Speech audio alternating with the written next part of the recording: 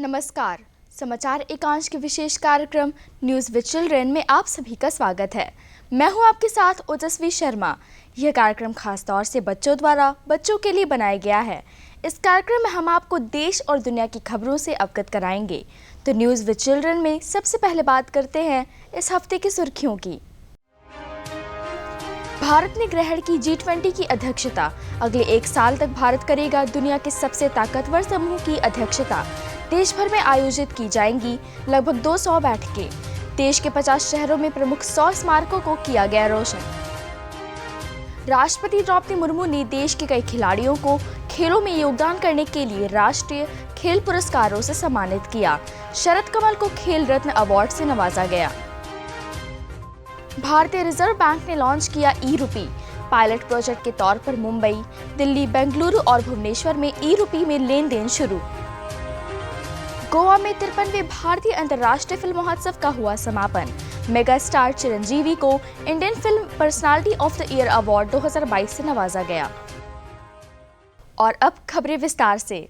भारत ने ग्रहण की G20 की अध्यक्षता। अगले 1 साल तक भारत करेगा दुनिया के सबसे ताकतवर समूह की अध्यक्षता। देश भर में आयोजित की जाएंगी लगभग 200 बैठकें। देश के 50 शहरों में प्रमुख 100 स्मारकों को किया गया रोशन। विश्व भर में अपनी प्रतिष्ठा का परचम और ऊंचा करने की राह में भारत ने औपचारिक रूप से G20 समूह की अध्यक्षता ग्रहण की। प्रधानमंत्री नरेंद्र मोदी ने कहा कि वह एक पृथ्वी, एक परिवार, एक भविष्य के विषय से प्रेरित होकर एकता को बढ़ावा देने के लिए काम करेंगे और आतंक, जलवायु परिवर्तन, महामारी को सबसे बड़ी चुनौतियों के तौर पर सूचीबद्ध करेंगे। विदेश मंत्री डॉक्टर एस जयशंकर ने अध्यक्षता ग्रहण करने के लिए आयोजित कार्यक्रम में कहा कि मौजूदा समय की दुनिया की बड़ी चुनौतियों का समाधान एक दूसरे से लड़ाई करके नहीं, बल्कि मिलकर काम करके ही निकाला जा सकता है। ऐसे में G20 समूह में भारत का एजेंडा समावेशी, महत्वाकांक्षी, कार्योन्मुखी और निर्णायक होगा। इस मौके पर देश के 50 शहरों में चुनिंदा प्रमुख 100 स्मारकों को रोशन किया गया। भारत की 1 वर्ष की अध्यक्षता की अवधि अगले वर्ष 30 नवंबर तक चलेगी और इस दौरान देश के अलग अलग स्थानों में 32 अलग अलग सेक्टर की लगभग 200 बैठक होंगी, जिससे भारत G20 को जनभागीदारी से जोड़कर पब्लिक का G20 बना पाए। राष्ट्रपति द्रौपदी मुर्मू ने देश के कई खिलाड़ियों को खेलों में योगदान करने के लिए राष्ट्रीय खेल पुरस्कारों से सम्मानित किया। शरद कमल को खेल रत्न अवार्ड से नवाजा गया। राष्ट्रपति भवन में एक आधिकारिक कार्यक्रम के दौरान राष्ट्रपति द्रौपदी मुर्मू ने भारतीय खिलाड़ियों को खेलों में उत्कृष्ट प्रदर्शन करने के लिए राष्ट्रीय खेल पुरस्कार प्रदान किए। देश के टेबल टेनिस दिग्गज अचंता शरद कमल को खेल के सबसे प्रतिष्ठित पुरस्कार मेजर ध्यानचंद खेल रत्न अवार्ड से नवाजा गया। देश के जिन 25 खिलाड़ियों को अर्जुन अवार्ड दिया गया, उनमें Seema Punia discus throw, Eldhose Paul triple jump, Avinash Sable steeplechase, Lakshya Sen badminton, HS Prannoy badminton, Amit Panghal boxing, Nikhat Zareen boxing, Bhakti Kulkarni शतरंज, R प्रज्ञानंदा शतरंज, Sushila Devi judo, Sakshi Kumari kabaddi, Nayan Moni Saikia lawn ball, Sagar Ovalkar mallakhamb, Elavenil Valarivan shooting, Om Prakash Mitharwal shooting, Sreeja Akula table tennis, Vikas Thakur weightlifting, Anshu wrestling, Sarita wrestling, Praveen wushu, Mansi Joshi para badminton, Tarun Dhillon para badminton, Swapnil Patil para badminton, Jerlin Anika J deaf badminton के नाम शामिल हैं। Bharat biotech ने launch की दुनिया की पहली नेजल कोविड-19 वैक्सीन। CDSCO ने इनकोवैक को दी मंजूरी। भारत को कोरोना वायरस के खिलाफ जंग में एक और बड़ी सफलता हाथ लगी है। भारत बायोटेक की इंट्रानेजल वैक्सीन इनकोवैक्स को केंद्रीय औषधि मानक नियंत्रण संगठन CDSCO की मंजूरी मिल गई है। CDSCO ने वैक्सीन को आपातकालीन स्थिति में इस्तेमाल के लिए हरी झंडी दे दी है। हेटेरोलॉगस बूस्टर यानी कि कोई भी व्यक्ति जो कोविशील्ड या कोवैक्सीन डोज के तौर पर ले चुका हो, तो उसे भी ये विशेष इंट्रानेजल वैक्सीन बूस्टर डोज के तौर पर लगाई जा सकती है। भारत बायोटेक कंपनी ने अपने बयान में कहा है कि इस खास वैक्सीन का तीसरे चरण का क्लिनिकल ट्रायल भी किया गया, जो सफल रहा। कंपनी ने बताया है कि पहले और दूसरे चरण के ट्रायल में भी शामिल लगभग 4000 वॉलंटियर्स पर परीक्षण किया गया था और अब तक साइड इफेक्ट का एक भी मामला सामने नहीं आया है। भारतीय रिजर्व बैंक ने लॉन्च किया ई-रूपी। पायलट प्रोजेक्ट के तौर पर मुंबई, दिल्ली, बेंगलुरु और भुवनेश्वर में ई-रूपी में लेन देन शुरू। भारतीय रिजर्व बैंक ने 1 दिसंबर से ई-रूपी के पहले पायलट प्रोजेक्ट को लॉन्च कर दिया है।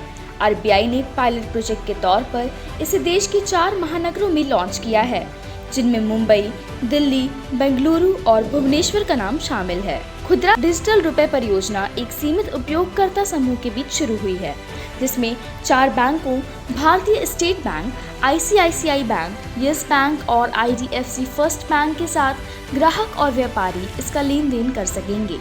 यह लेन देन पर्सन टू पर्सन और पर्सन टू मर्चेंट दोनों को किए जा सकेंगे। इस पेशकश का मकसद वर्चुअल करेंसी के फायदे को ग्राहकों तक पहुंचाना है। गोवा में 53वें भारतीय अंतर्राष्ट्रीय फिल्म महोत्सव का हुआ समापन। कोस्टा रिका की Spanish film I have electric dreams ने जीता golden peacock award. Mega star Chiranjeevi को Indian film personality of the year award 2022 से नवाजा गया। गोवा में 53वें इंडियन इंटरनेशनल फिल्म फेस्टिवल का शानदार रंगारंग कार्यक्रम के साथ सोमवार को समापन हुआ। इस मौके पर सूचना एवं प्रसारण मंत्री अनुराग सिंह ठाकुर समेत भारतीय फिल्म इंडस्ट्री के दिग्गज कलाकार मौजूद रहे। इनमें अक्षय कुमार, आशा पारेख, आयुष्मान खुराना, मानुषी छिल्लर, ईशा गुप्ता, राणा दुग्गुबाती और आनंद राय शामिल थे। तेलुगु फिल्म इंडस्ट्री के मेगा स्टार चिरंजीवी को Indian film personality award of the year 2022 से नवाजा गया। कोस्टा रिका की Spanish film I have electric dreams ने गोल्डन पीकॉक अवार्ड जीता। 53वें इफ्फी में स्पेनिश फिल्म निर्देशक कार्लोस सौरा को सत्यजीत रे लाइफ टाइम अचीवमेंट अवार्ड से सम्मानित किया गया। सूचना एवं प्रसारण मंत्री अनुराग सिंह ठाकुर ने कहा कि क्षेत्रीय सिनेमा पर विशेष जोर देने और इसकी प्रगति के लिए एक प्लेटफॉर्म प्रदान करने की अपनी प्रतिबद्धता दोहराई। उन्होंने कहा कि क्षेत्रीय सिनेमा अब क्षेत्रीय नहीं रह गया है, बल्कि यह राष्ट्रीय और अंतर्राष्ट्रीय स्तर का हो गया है। 59वें एशियन ब्रॉडकास्टिंग यूनियन महासभा को केंद्रीय मंत्री अनुराग सिंह ठाकुर ने किया संबोधित। कहा, हमेशा सच्चाई के साथ खड़े रहे हैं ऑल इंडिया रेडियो और दूरदर्शन और सालों से लोगों का भरोसा जीतने में रहे हैं कामयाब। केंद्रीय सूचना एवं प्रसारण मंत्री अनुराग सिंह ठाकुर ने मंगलवार को 59वें एशियन ब्रॉडकास्टिंग यूनियन महासभा और एसोसिएटेड मीटिंग्स 2022 समारोह को संबोधित किया। इस दौरान अनुराग सिंह ठाकुर ने कहा कि देश के सार्वजनिक प्रसारक ऑल इंडिया रेडियो और दूरदर्शन हमेशा सच्चाई के साथ खड़े रहे हैं और वर्षों से लोगों का भरोसा जीतते रहे हैं। उन्होंने कहा, लॉकडाउन में मीडिया ने बाहरी दुनिया से जुड़ा है। केंद्रीय मंत्री ने जनता के पास जाने से पहले तथ्यों की जांच करने के लिए अपने तंत्र को संस्थागत बनाने के लिए AIR और DD की भी सराहना की। उन्होंने कहा कि प्रसार भारती ने कोविड में 100 से अधिक कर्मचारियों को खो दिया था, लेकिन ये फिर भी उन्हें इसे जारी रखने से नहीं रोक सका। अयोध्या में लागू हुआ कॉमन बिल्डिंग कोड। राम मंदिर के पास की इमारतें एक ही शेप कलर में दिखेंगी। मुख्यमंत्री योगी आदित्यनाथ ने अयोध्या को श्री राम जन्मभूमि मंदिर के आसपास के इलाकों में कॉमन बिल्डिंग कोड लागू करने का आदेश दिया है।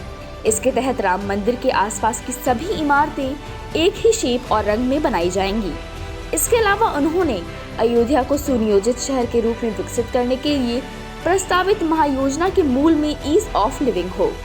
महायोजना के तहत अयोध्या को क्लाइमेट फ्रेंडली शहर का रूप देना होगा। सीएम ने निर्देश दिया कि सरयू में चलने वाली बोट, स्टीमर आदि ग्रीन फ्यूल आधारित हों।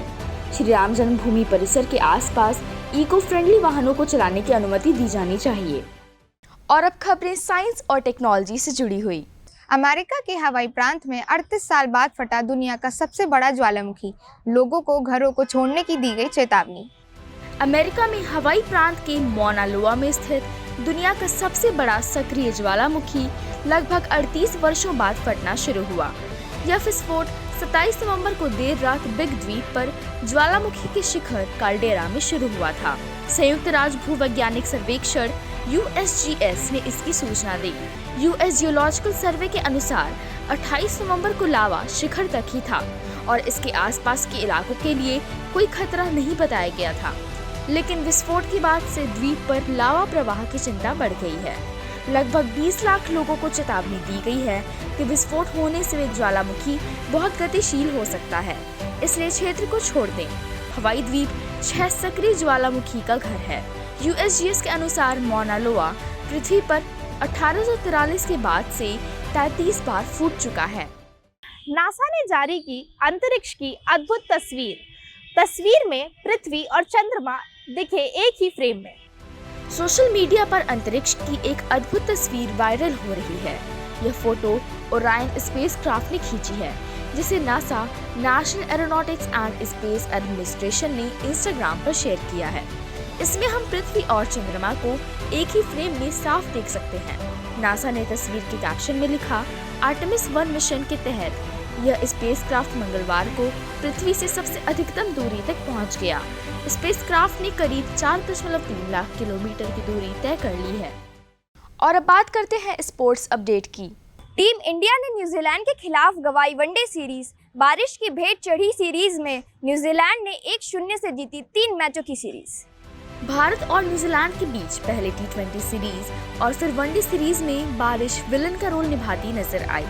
हालांकि T20 सीरीज में टीम इंडिया 1-0 से सीरीज जीतने में कामयाब रही थी, लेकिन वनडे सीरीज में बारिश ने टीम इंडिया का खेल बिगाड़ दिया। पहला वनडे न्यूजीलैंड के हाथों गंवाने के बाद टीम इंडिया को उम्मीद थी कि वह सीरीज में वापसी करेगी, लेकिन दूसरा और तीसरा वनडे मैच बारिश की वजह से पूरा नहीं हो सका। आखिरी वनडे क्राइस्टचर्च में खेला गया और बारिश ने वहां भी पीछा नहीं छोड़ा और इस तरह से वनडे सीरीज न्यूजीलैंड के नाम हो गई और टीम इंडिया को बांग्लादेश दौरे पर 3 वनडे और 2 टेस्ट मैच खेलने हैं।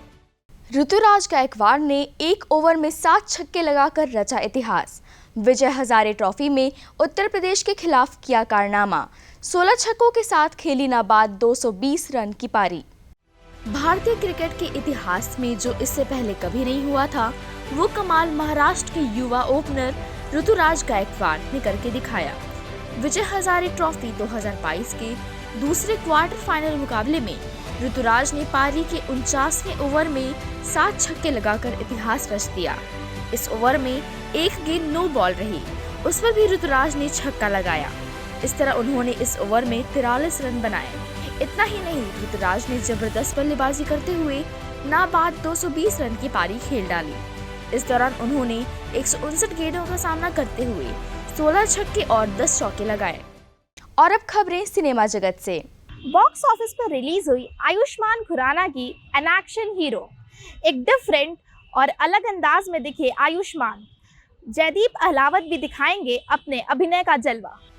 दिसंबर के पहले हफ्ते में रिलीज हुई आयुष्मान खुराना की action pack movie an action hero. हमेशा कुछ हटके करने की कोशिश में लगे आयुष्मान इस बार पर्दे पर एक फेमस एक्शन हीरो के किरदार में नजर आ रहे हैं, जहां मर्डर में फंसे मानव उर्फ आयुष्मान की जिंदगी में तूफान आ जाता है। सस्पेंस और थ्रिल से भरी यह फिल्म दर्शकों को खूब पसंद आ रही है। फिल्म का निर्देशन अनिरुद्ध अय्यर ने किया है। विकी कौशल की मोस्ट अवेटेड मूवी सैम बहादुर की रिलीज डेट का ऐलान। फिल्म में विकी कौशल के साथ फातिमा सना शेख और सानिया मल्होत्रा अहम किरदार में आएंगी नजर।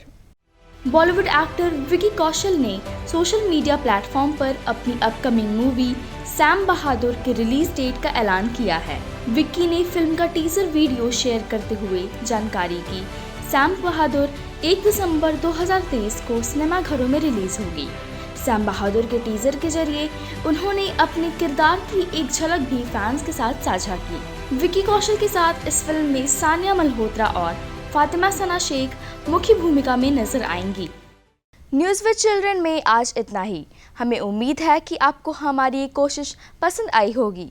तो अगले हफ्ते आपसे फिर से मुलाकात होगी देश और दुनिया की खबरों के साथ। धन्यवाद। देखते रहिए दूरदर्शन उत्तर प्रदेश।